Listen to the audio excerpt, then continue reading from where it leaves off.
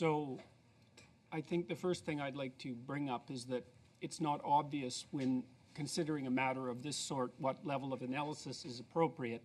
If you're reading any given document, you can look at the words or the phrases or the sentences or the complete document, or you can look at the broader context within which it is likely to be interpreted. And when I first encountered Bill C-16 and its surrounding policies, it seemed to me that the appropriate level of analysis was to look at the context of interpretation surrounding the bill, which is what I did when I went and scoured the Ontario Human Rights Commission web pages and examined its policies. I did that because at that point the Department of Justice had clearly indicated on their website in a link that was later taken down that Bill C-16 would be interpreted within the policy precedents already established by the Ontario Human Rights Commission. So when I looked on the website, I thought, well, there's broader issues at stake here, and I tried to outline some of those broader issues in the initial. You may or may not know I made some videos criticizing Bill C-16 and a number of the policies that surrounding it. And I think the most egregious elements of the policies are that it requires compelled speech. The Ontario Human Rights Commission explicitly states that refusing to refer to a person by their self-identified name and proper personal pronoun, which is the pronouns that I was objecting to, can be interpreted as harassment, and so that's explicitly defined in the relevant policies. So I think that's appalling, first of all, because there hasn't been a piece of legislation that requires Canadians to utter a particular form of address that has particular ideological implications before, and I think that it's a line that we shouldn't cross.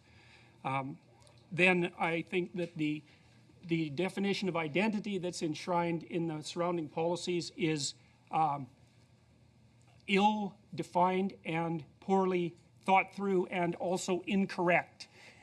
It's incorrect in that identity is not and will never be something that people define subjectively, because your identity is something that you actually have to act out in the world as a set of procedural tools, which most people learn, and I'm being technical about this, between the ages of 2 and 4. It's a fundamental human reality. It's well recognized by the relevant, say, developmental psychological authorities. And so the idea that identity is something that you define purely subjectively is an idea without status as far as I'm concerned. I also think it's unbelievably dangerous for us to move towards representing a social constructionist view of identity in our legal system. The social constructionist view insists that human identity is nothing but a consequence of socialization, and there's an inordinate amount of scientific evidence suggesting that that happens to not be the case.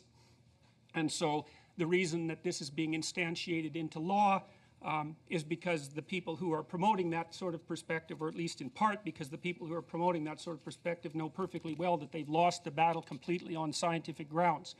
It's implicit in the policies of the Ontario Human Rights Commission that sexual identity, biological sex, gender identity, gender expression, sexual proclivity all vary independently, and that's simply not the case. It's not the case scientifically, it's not the case factually, and it's certainly not something that should be increasingly taught to people in high schools, elementary schools, and junior high schools, which it is, and it is being taught. I included this cartoon character that I find particularly reprehensible, aimed obviously at it as it is at children somewhere around the age of 7, that contains within it the implicit claims as a consequence of its graphic mode of expression that these elements of identity are first canonical and second independent, and neither of those happen to be the case.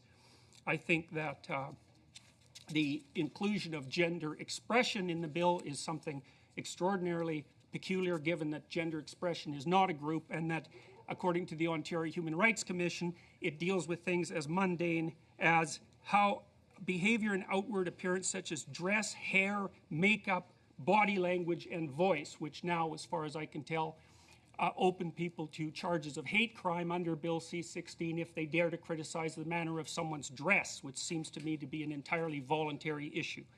So I think that the Ontario Human Rights Commission's attitude towards vicarious liability is designed specifically to be punitive in that it makes employers responsible for harassment or discrimination, including the failure to use preferred pronouns. They have vicarious liability for that, whether or not they know it's happening, whether or not the harassment was, and whether or not the harassment was intended or unintended.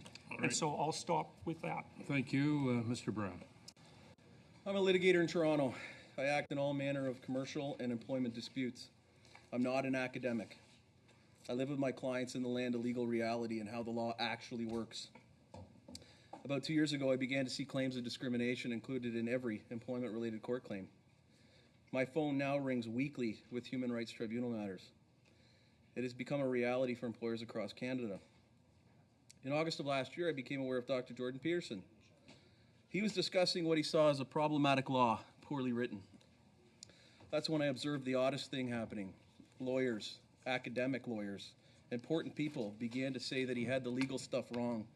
Nothing unusual about this bill. And they also said, you don't get to go to jail if you breach a human rights tribunal order.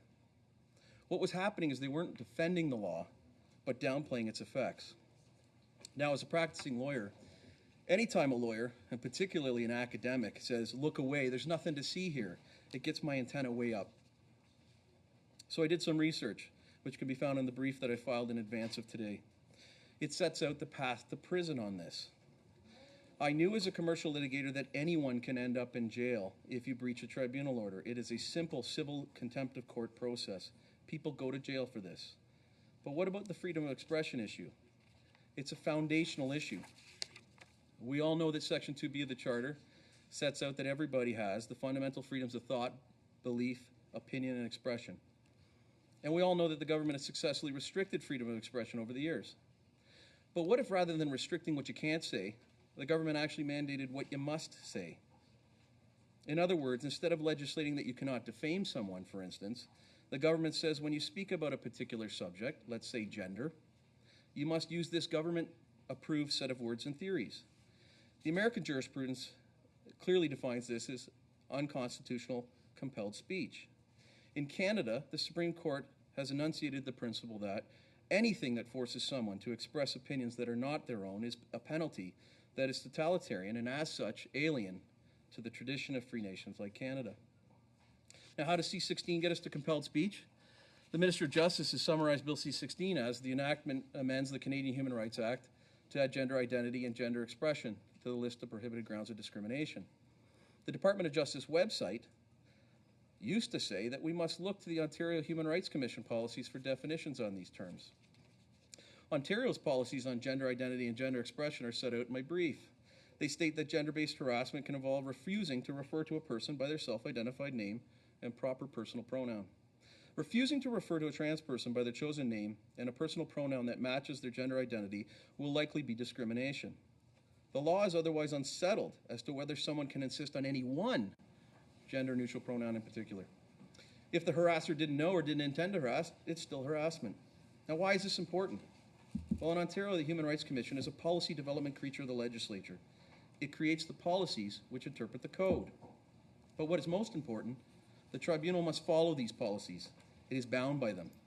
So the Commission creates the law on pronouns. In Ontario, the policies on pronouns were introduced into the legal framework after the law had left the legislature. Federally, the same process will be followed as the Department of Justice had said so. A similar guideline will be developed. As with the Ontario policies, federal guidelines must be followed by the federal tribunal. The guidelines will mandate pronouns. This will happen after the bill leaves the Senate. Mandating use of pronouns requires one to use words that are not their own, which imply a belief in or an agreement with a certain theory on gender. If you try to disavow that theory, you can be brought before the Human Rights Commission for misgendering, or potentially find yourself guilty of a hate crime. To sum up, on the subject of gender, we're going to have government-mandated speech. Now, in opining on the constitutionality of the proposed bill, the Department of Justice said on its website, look, there's a variation of this bill that already exists in most of the provinces. I don't believe that's a robust argument in favor of constitutionality. I would refer you to the comments of the now Chief Justice McLaughlin of the Supreme Court in the decision of Taylor. It's in my brief. The chilling effect of leaving overbroad provisions on the books cannot be ignored. While the chilling effect of human rights legislation is likely to be less significant than that of a criminal prohibition, the vagueness of the law means it may well deter more conduct than can legitimately be targeted. As a lawyer on the ground, I worry about a poorly drafted law and its impact on my clients. As a Canadian, I worry about Parliament tacitly authorizing compelled speech. The brief I provided to the committee contains a comprehensive legal opinion that I published back in December on C-16. There's a table that shows how the federal human rights regime mirrors the Ontario system in terms of enforcement of policies and guidelines. You'll have to wrap up, sir. And finally, it includes the case law that underpins the opinion. Thank you. Okay.